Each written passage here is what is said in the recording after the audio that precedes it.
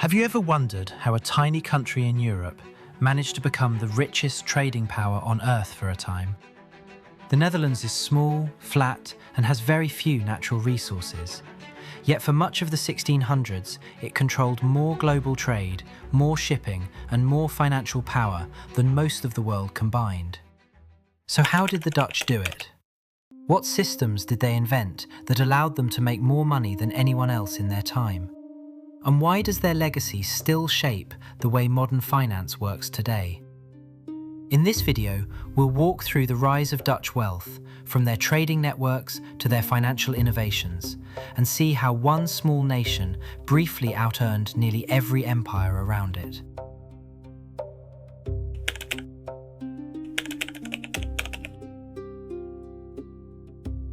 To understand Dutch wealth, you have to start with what they built overseas. By the early 1600s, the Netherlands had created powerful trading companies with the ability to operate almost like states. They could send ships, build forts, sign treaties, and even fight wars. These companies were the backbone of the Dutch commercial empire. Unlike many other powers, which sent out isolated expeditions and hoped for a lucky return, the Dutch built networks. They did not just chase riches from one country to another. They connected markets, ports, and trading posts across the Atlantic, Africa, the Indian Ocean, and Southeast Asia. This gave them three major advantages.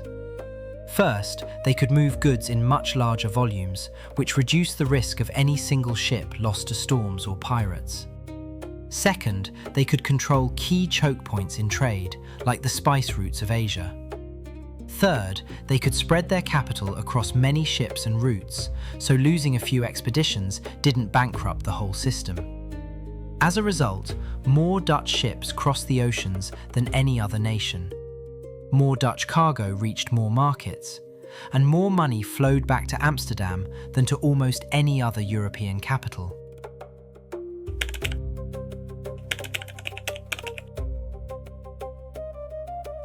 But the Dutch didn't just get rich overseas. They also built a society that amplified their economic power at home.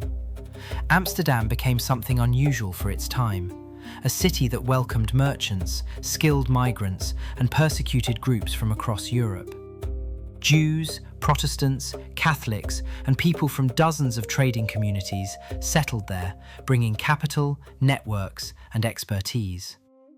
Where other countries expelled or persecuted minorities, the Dutch often saw them as assets. Jewish communities brought advanced banking practices.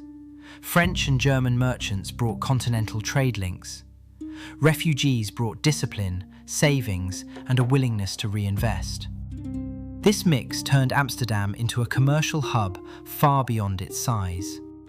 People who needed credit, capital, or trading partners naturally gravitated there. The city became a central node in European commerce, the place where deals were made, contracts were signed, and money changed hands. At the same time, Dutch cities remained relatively tolerant when compared to their neighbours. This tolerance was not just about ethics, it was a practical business strategy. When people felt safe to live, work, and invest, they did. And when they did, the city grew richer faster than rigid, exclusionary economies.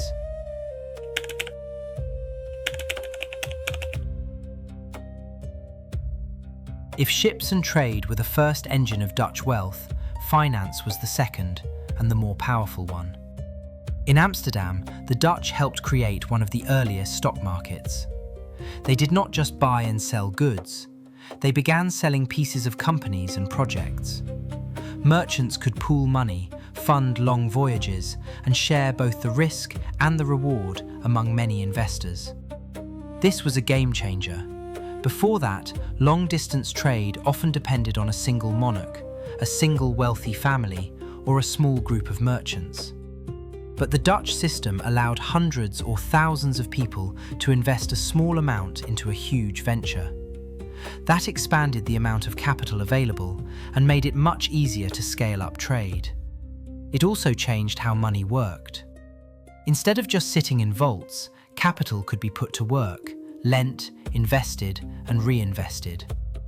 Profits from one voyage could be recycled into the next. This created a feedback loop: more ships, more cargoes, more returns, more capital, and then even more ships. Amsterdam gradually evolved into Europe's financial centre. Governments that needed money to fight wars or fund projects often turned to Dutch bankers. When other states needed credit, they went to Amsterdam. That meant the Dutch were not just earning from trade, they were earning from the very dependence of other countries on their financial system.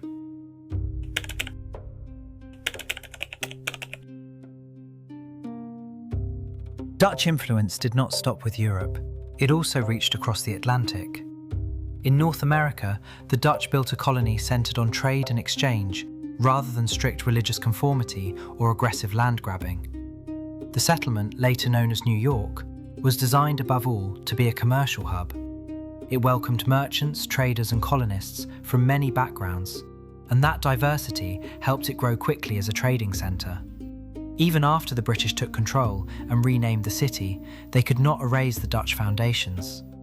The streets still followed old trade routes and canals. The harbour remained one of the best on the Atlantic coast. The culture of commerce, openness, and negotiation stayed deeply embedded in the city's character. Later, during the American Revolution, Dutch merchants and financiers played a surprisingly important role.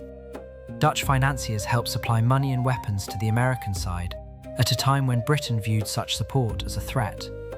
By giving credit and material support to the American rebels, the Dutch did more than just profit from the war. They helped shape the financial underpinnings of a new nation.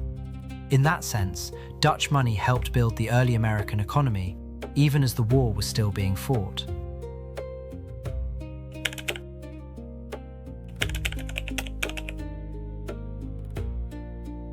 As the centuries passed, the Dutch state gradually faded as the world's leading military power. But Dutch financial ideas did not fade with it. The way the Dutch treated money as something to be invested, lent, and circulated became the model for many modern financial systems. The concept of pooling capital, sharing risk, and using markets to price opportunities and assets became central to how stock exchanges, banks, and investment institutions work today. American leaders, especially in the early Republic, studied how Amsterdam's markets and banks operated. They saw how capital could be organized to fuel growth, how a financial center could draw money from many places, and how a country could build wealth not just through land or armies, but through networks of credit and investment. In that sense, the Dutch did not just build a temporary empire of trade. They helped invent the blueprint for modern finance. The logic of Amsterdam's markets, the culture of investment, and the habit of treating money as a tool of growth can all be seen in the rise of New York and Wall Street as global financial centers.